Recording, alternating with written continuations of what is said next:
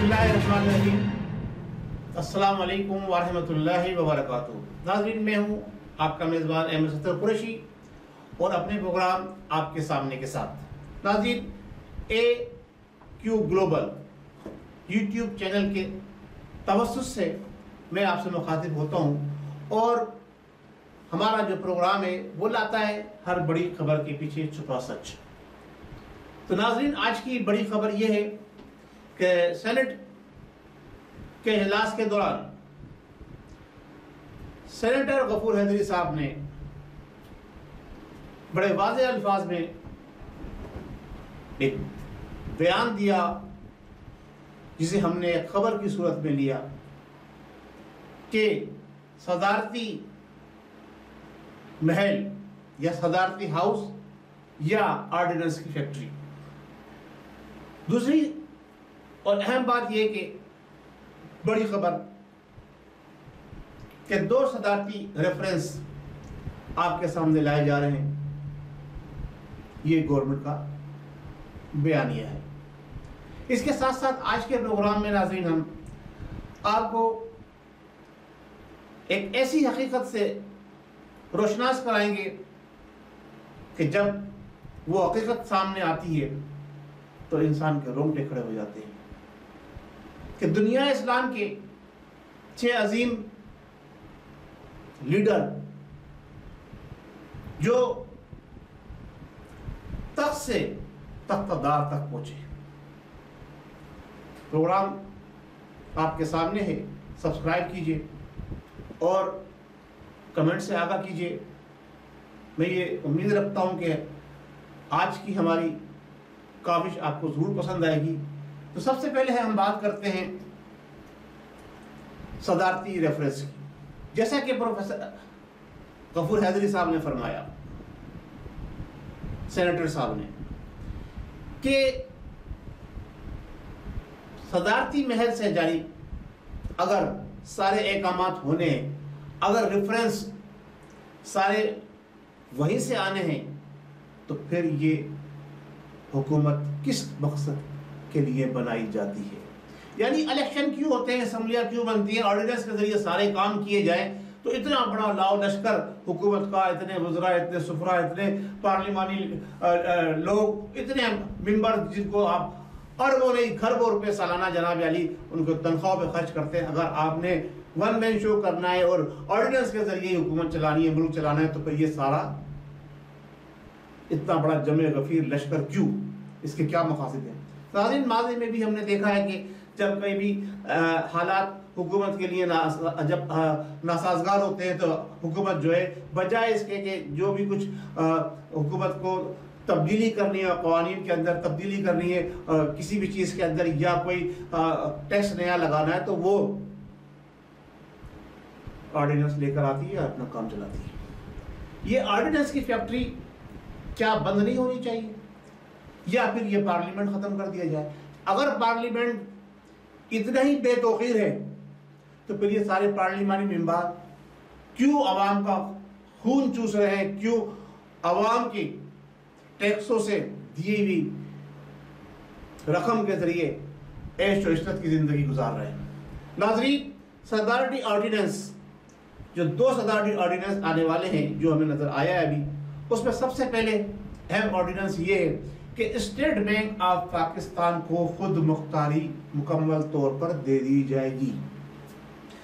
अब हुकूमत का उसमें किसी भी तरह का कोई कंट्रोल नहीं रहेगा। सराय सूद जितनी बढ़ाए जितनी घटाए जिस तरह से लेके चले, ये सब अब स्टेट बैंक ऑफ पाकिस्तान के दायरे कार में रहेगा।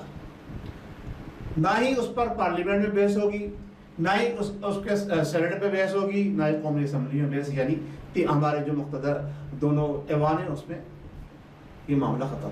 सदर साहब ऑर्डिनेंस पास करें, उसके बाद इदारा जाने, उसके लोग जाने, वो दिल चाहे जो करते रहे, पाकिस्तान की अवाम के साथ खून चूसते रहे, उनके ऊपर जनाब अली शरह सूद बढ़ा के लगाते रहे, टैक्सों की भरमार करते रहे। इसी तरह से दूसरे ऑर्डिनेंस के जरिए जो बड़ा इंतहाई अहम ऑर्डिनेंस है, यानी national electric power regulatory authority, उसको खुद मुख्तारी दी जा रही है।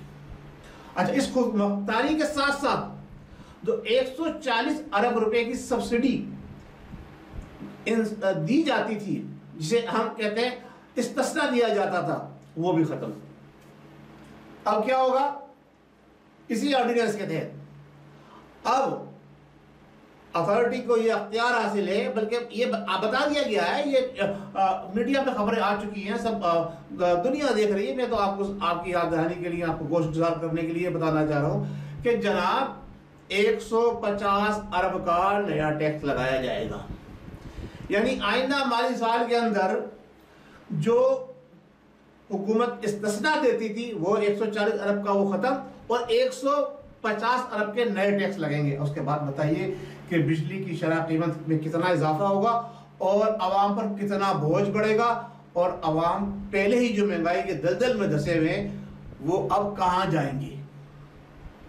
کیا عوام، پاکستان کی عوام پاکستان کو چھوڑ کے مریخ پہ چلے جائیں یا کسی اور سیارے کا رخ اختیار کریں؟ کیونکہ جو پاکستانی حکومت کو لیڈ کر رہے ہیں وہ ان کے پاس صرف ایک ہی جملہ ہے، گھبرانا نہیں ہے، گھبرانا نہیں ہے۔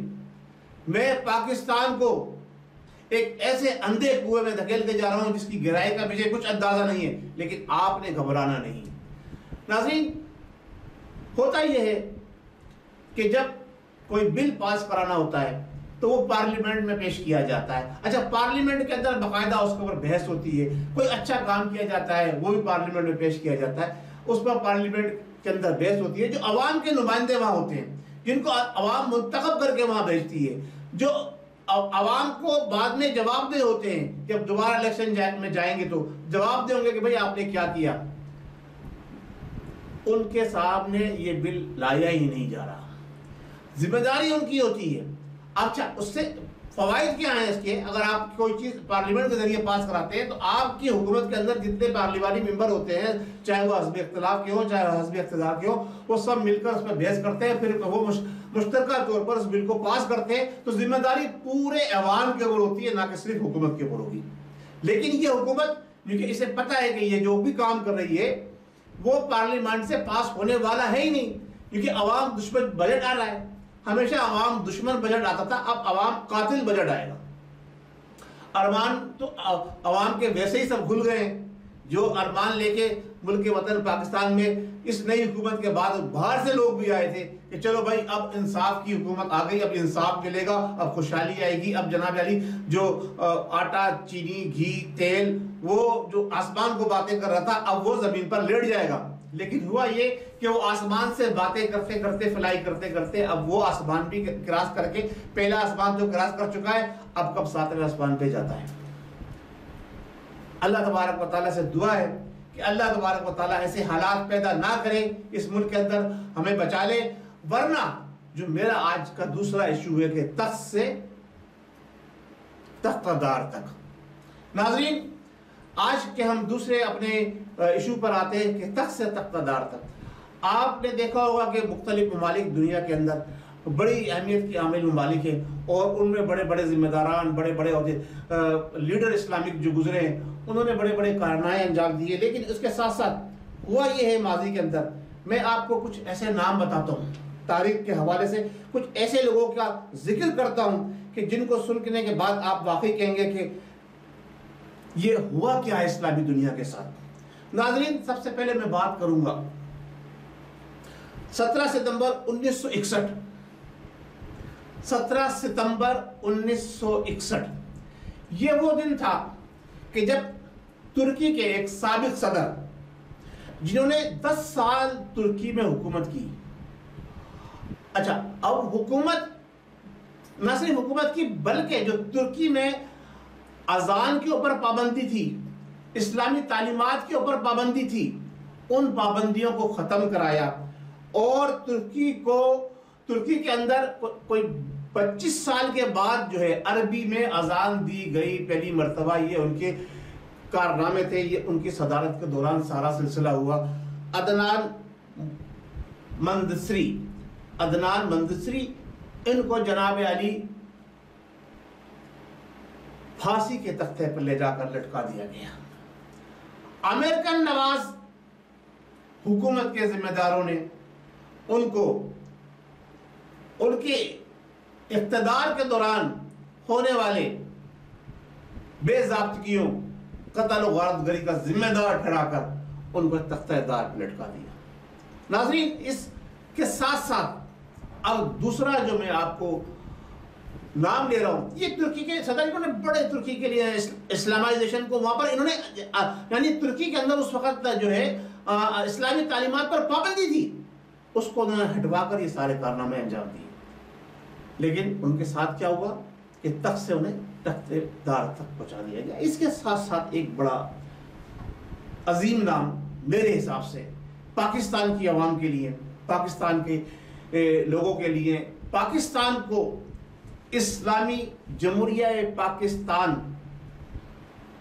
قرار دلانے والا، پاکستان کا سپریم لا قرآن اور سنت پر مہر ثبت کرنے والا، فتنہ قادیانیت کو کچلنے والا اور قادیانیوں کو اقلیت قرار دلوانے والا نہیں، قادیانیوں کو کافر دلانے والا قرار دلانے والی شخصیت، اور جس نے پاکستان کو پہلی مرتبہ ایک بہترین اور منظم آئین دیا جو قاعدے عوام کے لایا، جس نے ایک ایسی اسلامک سمٹ کانفرنس بلائی کہ اس بات کو 40 سال گزر گئے لیکن اس کے بعد آج تک اسلامی دنیا کے لوگ اس طرح اکٹھا نہیں ہوئے جس طرح سے وہ اٹھے تھے۔ ان سب چیزوں سے بڑھ کر سب سے بڑی اور اہم بات جو تھی، اسے یہ کہا جا سکتا ہے کہ ایک طرف علامہ اقبال رحمۃ اللہ علیہ نے پاکستان کا خواب دیکھا تھا تو پاکستان بنا، اسلامی دنیا کی خطے کے اوپر ایک دنیا کے نقشے کے اوپر ایک عظیم مملکت جس کا نام پاکستان تھا، پاکستان بعد میں رکھا گیا، وہ بورز وجود میں آیا۔ دوسری طرف اسی شخصیت نے ایک نظریہ دیا مسلم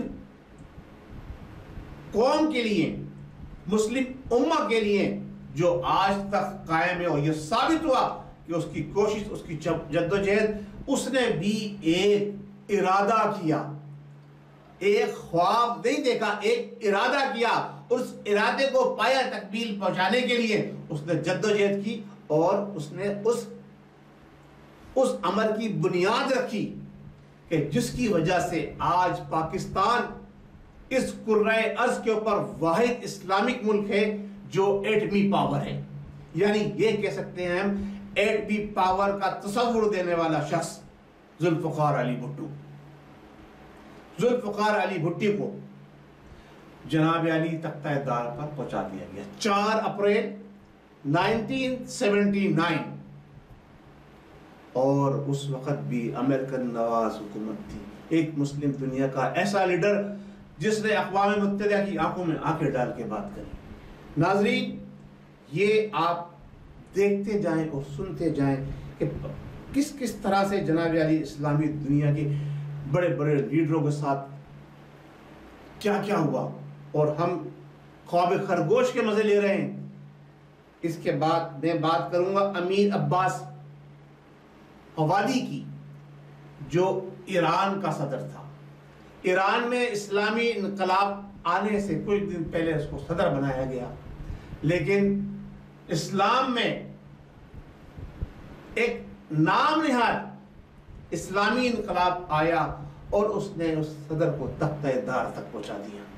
یہ بھی اسلامی دنیا کا ایک اہم ملک اور اس کا صدر، یعنی تخت سے تختہ دار۔ اس کے ساتھ ساتھ میں بات کروں گا جو بڑی اہم بات ہے اور بڑی اہمیت کی حامل بات ہے، جس کے بعد پوری دنیا کے اندر پوری دنیا 2 بلاک میں تقسیم ہو گئی، ایک طرف مسلمان اور دوسری طرف جناب علی یہود و نصارہ اور غیر مسلم۔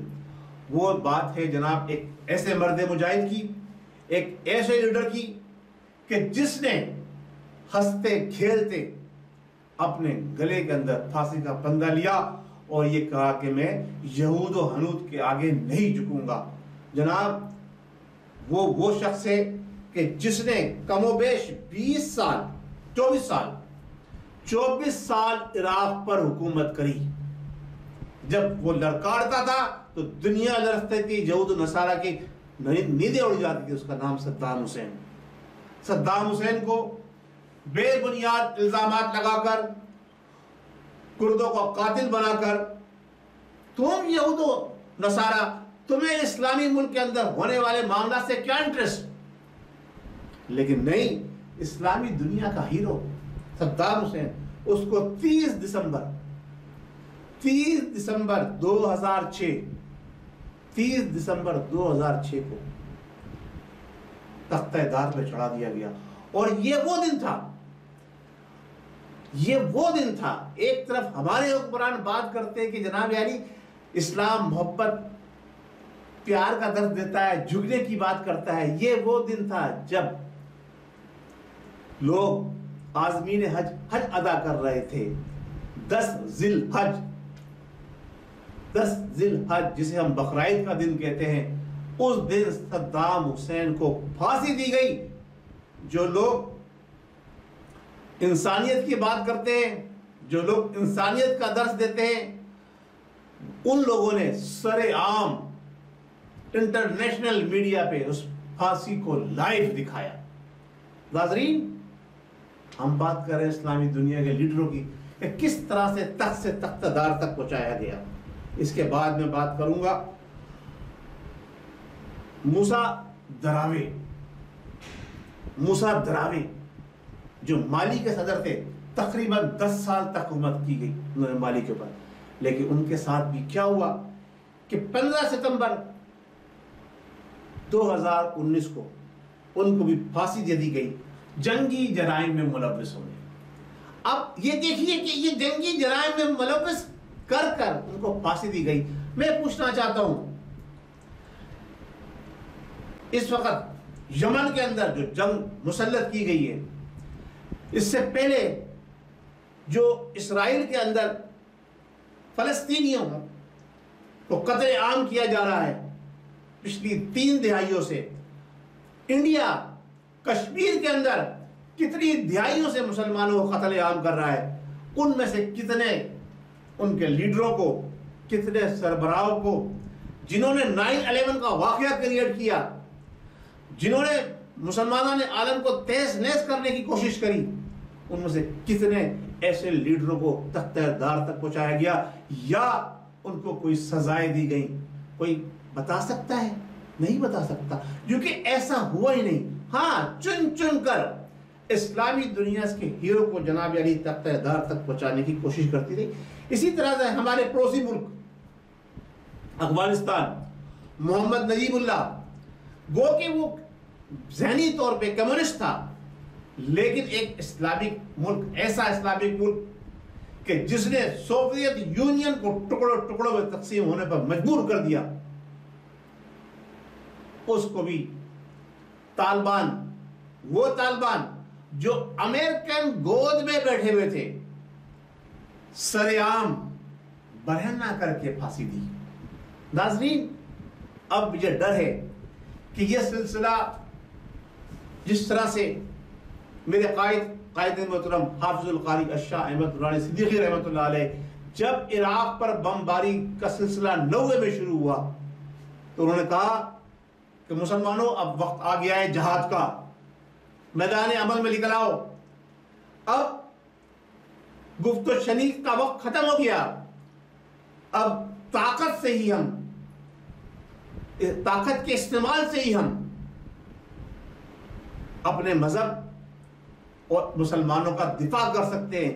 اسی لیے انہوں نے جب سابق وزیر اعظم میاں محمد نواز شریف نے ان سے مشورہ کیا کہ کیا ہمیں ایٹمی دھماکے کرنے چاہیے، انہوں نے کہا بسم اللہ فوراً، بسم اللہ فوراً، دیر نہیں ہونی چاہیے۔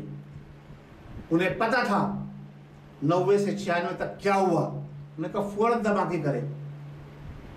ان اکابرین نے واضح طور پر یہ بات بتا دی تھی کہ آج عراق کی باری ہے، کل کسی اور ملک کی باری ہوگی، اس کے بعد تمہاری باری آئے گی۔ تو یہ دنیا جس سے ہماری موجودہ حکومت اور اس کے سربراہان اور ہمارے عسکری اداروں کے سربراہان کہتے ہیں کہ جناب اب دوستی کر کے ہم آگے بڑھیں گے، تو مجھے بتائیے کہ مسلمانوں نے دشمنی کرنے میں کب پہل کی؟ مسلمانوں نے دشمنی کرنے میں کب پہل کی؟ ہماری 1400 سالہ تاریخ اس بات کی گواہ ہے کہ مسلمان کسی پر کبھی بھی حملہ آور نہیں ہوئے. کبھی بھی مسلمانوں نے کسی بھی قوم کے اوپر اپنی طرف سے حملہ کر کر ان کو نقصان پہنچانے کی کوشش نہیں کری. ہماری تاریخ گواہ ہے, ہماری ہسٹری گواہ ہے. ہمارا مذہب اس بات کی اجازت نہیں دیتا. ہمارا مذہب اقلیتوں کو سمیٹ کے ساتھ لے کے چلنے کی اجازت دیتا ہے, ساتھ چلنے کی ہدایت کرتا ہے, بھائی چارگی کا امن کا درس دیتا ہے. ہاں, لیکن اس کے ساتھ ساتھ اسلام کا چھٹا حکم, جس کو ہمارے کچھ نا آگ بک اندیش نام نہاد مسلمان لیڈروں, مسلمان اسکالروں, مسلمان مذہبی رہنماؤں نے پش ڈال دیا ہے. جہاد پر بات نہیں کرتے, لفظ جہاد انہوں نے اپنی کتابوں سے نکال دیا ہے. ان کی وجہ سے ہم آج پھر اس جگہ آ کر پہنچے ہیں کہ ہمارے اوپر شب خون مارا جا رہا ہے. اس میرے وطن پاکستان, جس میں ذوالفقار علی بھٹو جیسے لیڈر نے قائد ملت اسلامیہ حافظ القاری شاہ احمد نورانی کی قیادت کے اندر اور دیگر علماء اکرام کی قیادت میں وہ کارنامہ انجام دیا کہ قادیانیوں کو غیر مسلم قرار دیا, اقلیت سے بھی ان کو باہر نکال دیا. آج اس ملک کے اندر, اسی ملک کے وطن پاکستان کے اندر ان کو نہ صرف بڑے کلیدی عہدوں پر فائز کیا جا رہا ہے, بلکہ ان کو بڑی بڑی امرات دی جا رہی ہیں. ربوا ناظرین, میں آپ کی آنکھیں کھولنا چاہتا ہوں. آج کے اس پروگرام تھوڑا لمبا ہو گیا ہے, لیکن میں آپ کی آنکھیں کھولنا چاہتا ہوں. پاکستان کے اندر ایک ایسا علاقہ موجود ہے, اس پہ ہم دوسرے کسی دن بات کریں گے. صرف ہیڈ لائن دینا چاہ رہا ہوں. ایک ربوا کا علاقہ ہے جہاں پر پاکستان کا قانون نہیں چلتا. جیسے علاقہ غیر تھا, اب تو فاٹا شام زم ہو گیا, لیکن فاٹا زم ہونے کے بعد ربوا ایک علاقہ بن گیا جہاں ان کا اپنا قانون ہے. انشاءاللہ تبارک و تعالی ہم آئندہ آپ سے بات کریں گے. بس اسی الفاظ پر میں اپنی گفتگو آج کا یہ پروگرام ختم کرتا ہوں کہ میں نے 6 لیڈروں کے نام آپ کو بتا دیے. 7ویں کی باری بہت جلد آنے والی ہے. 6 لیڈروں کے میں نے نام بتا دیے, اسلامی دنیا کے اسلامی ممالک جو بہت اہم انتہائی, اور بھی بہت سارے لوگوں کو جناب علی بہت سارے طریقوں سے حکومت سے اتارا گیا ہے. کرنل قذافی بھی ہے, یاسر عرفات بھی ہے, سعودی عرب کے کنگ شاہ فیصل بھی تھے, اور بہت سارے لوگ تھے. لیکن اب ایک کی باری اور آنے والی ہے, تو لہٰذا ہمیں محتاط ہو جانا چاہیے. بہت شکریہ. السلام علیکم ورحمۃ اللہ وبرکاتہ. پاکستان زندہ باد.